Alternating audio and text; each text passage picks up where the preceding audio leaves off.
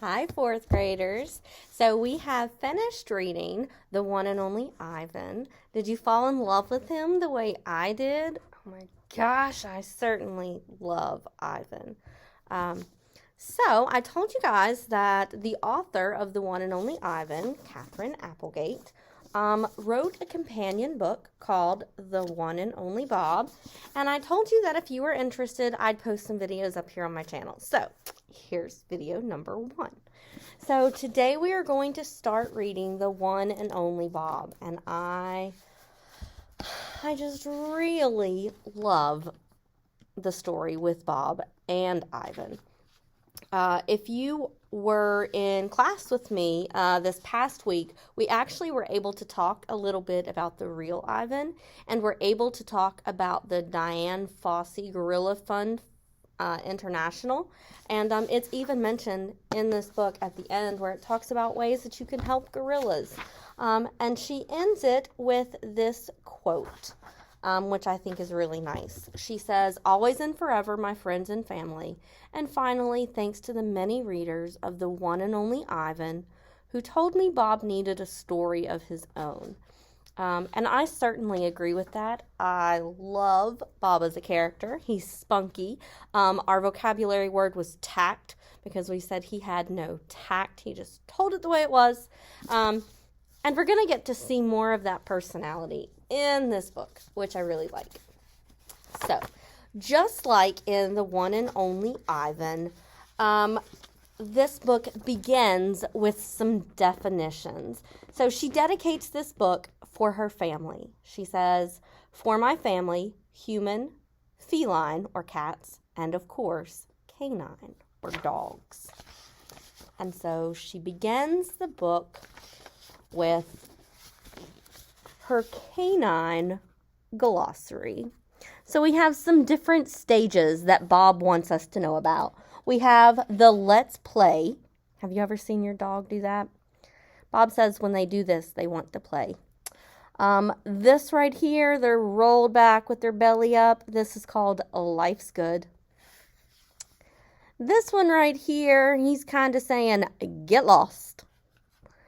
This one right here with his ears all down sad is I'm scared. This one, he's smiling. This one is I'm cool.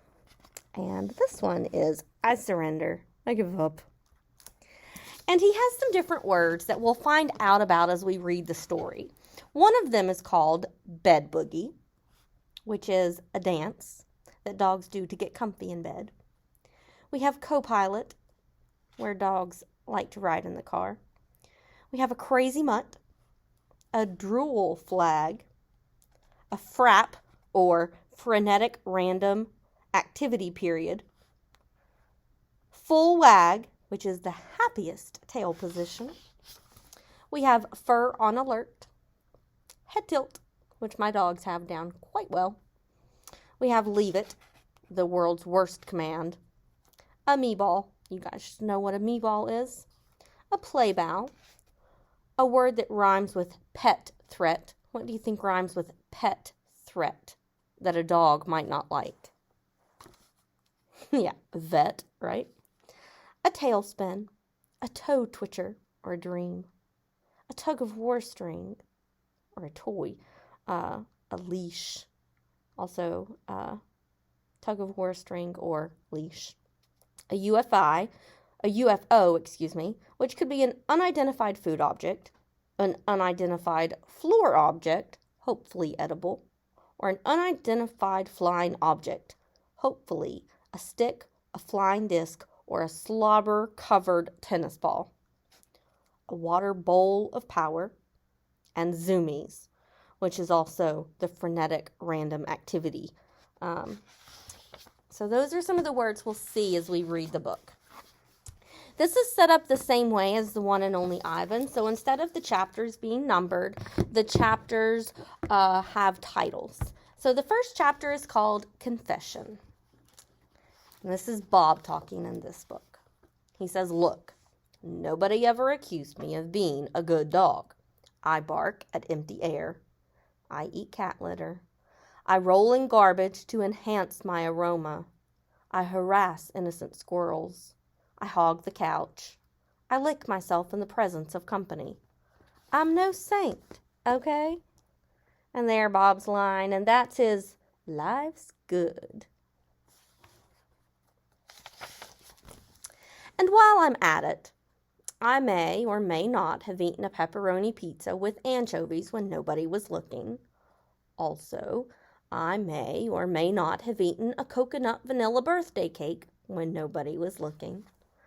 Also, I may or may not have eaten a Thanksgiving turkey, except for the stuffing, way too much rosemary, when nobody was looking. Nobody looking. That seems to be the common thread, or in reading we'd call this the theme. Nobody looking. As they say on the crime shows, motive and opportunity. He had both. He could get away with it. He was the stray that nobody wanted to pay attention to.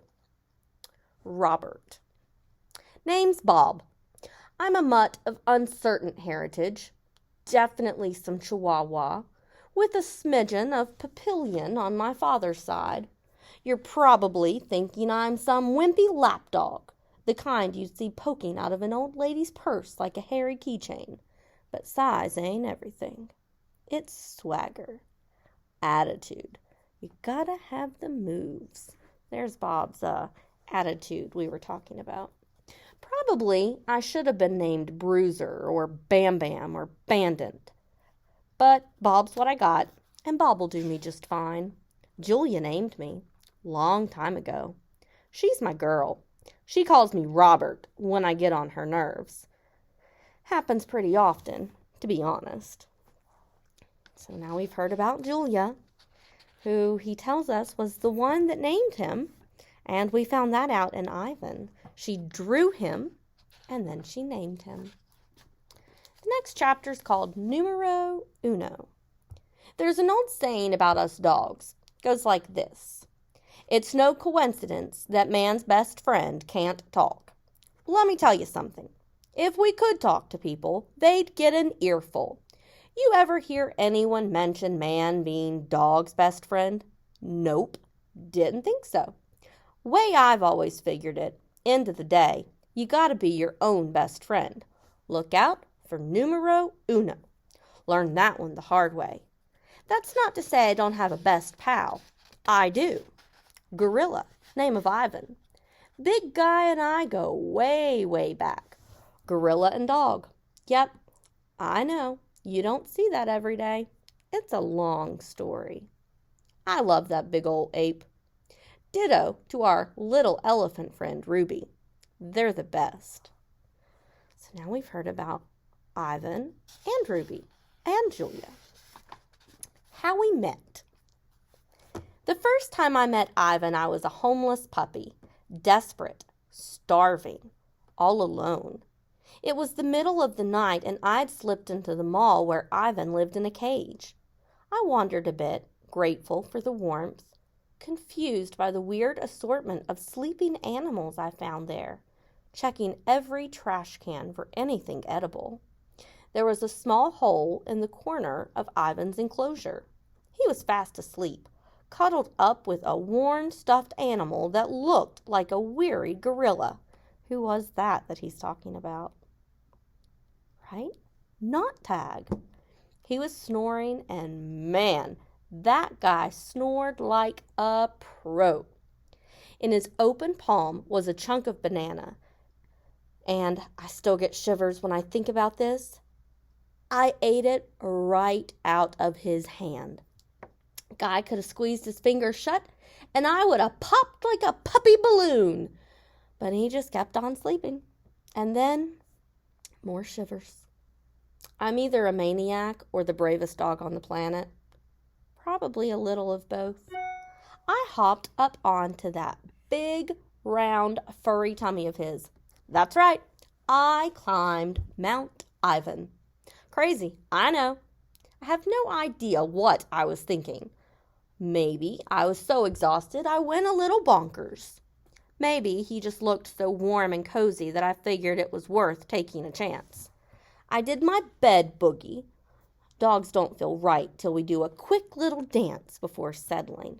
Once I had things just so, I lay down in a little puppy lump and rode the waves on that tummy like a puny boat on a great brown sea.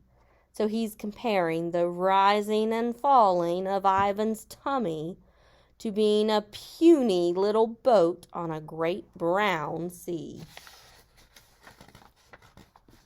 When Ivan opened his eyes the next morning, he didn't seem surprised in the least to find a puppy snoozing on his belly. He refused to wake until I woke up. I think he was glad. He was as glad as I was to have found a new friend. And there they are, Ivan and Bob, after that first night.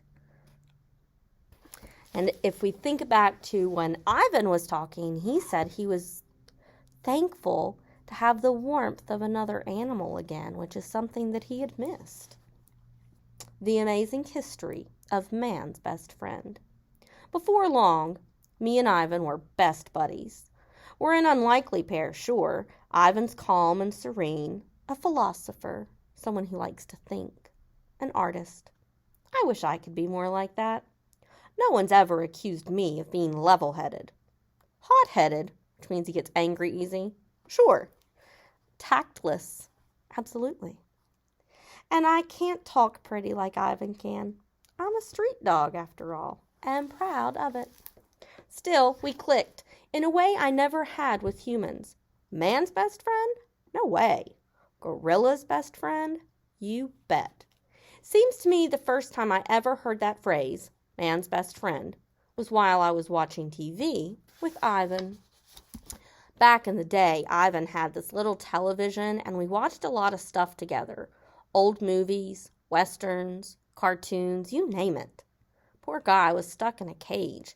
Didn't have a lot else to do except throw meatballs at gaping humans.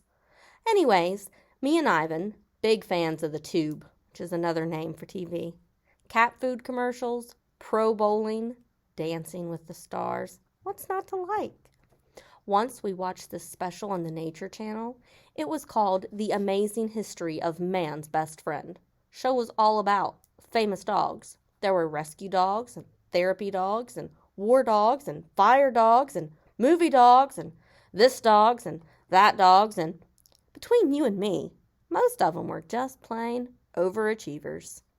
Then they got to this dog named Hatch something or another, Hatchet Toe maybe, I don't know. Seems his owner died. For the record, I object to the word owner, but we'll set that aside for now. And Hatch something or other sat around for over 9 years in the same spot at the same train station day after day, waiting for him to return. Thing is, the narrator guy was blabbing on and on, or droning on and on, which is the word we've talked about this dog. Really over-the-top stuff. How loyal, how loving. Break out the Kleenex. Blah, blah, blah. Wah, wah, wah. Man's best friend. They made a statue of this dog. I kid you not. A statue of a dog who sat around for 9 years waiting for a dead guy. And there's that Bob true fashion. He just tells it the way it is, right? No tact, just tells you what he thinks. And here's what he thinks. It's called In My Opinion. In my opinion, that dog was a ninny, a numbskull, a nincompoop. So he thinks that dog didn't make a lot of sense. I'm yours. Let me tell you about being man's best friend. Being man's best friend can mean a lot of things. Companionship, belly rubs, tennis balls. But it can also mean a dark, endless highway and an open truck window. It can mean the smell of the wet wind as hands grab the box you're in with your brothers and sisters, and you go sailing into the unkind night, and still crazy as it sounds, you're thinking, but I'm yours. I'm yours. I'm yours. So we find out from Bob in The One and Only Ivan that he was abandoned on the side of the road, and this is kind of what he's starting to talk about. It's called No One. That's what being man's best friend can get you. A black highway, an empty box, and no one in the world but you. So we're going to stop right there for this reading. In this book, we get to find out a little bit more about why Bob doesn't trust humans, because we found out in Ivan he doesn't trust many humans at all. And it took Julia a really long time to even get to sit beside him. So in this book, we get to find out why Bob is the way he is. So I hope you are as interested as I am to see what happens with Bob, and I'll post the next video on here as well, and we'll get a little bit more of Bob's story. So I'll talk to you guys later.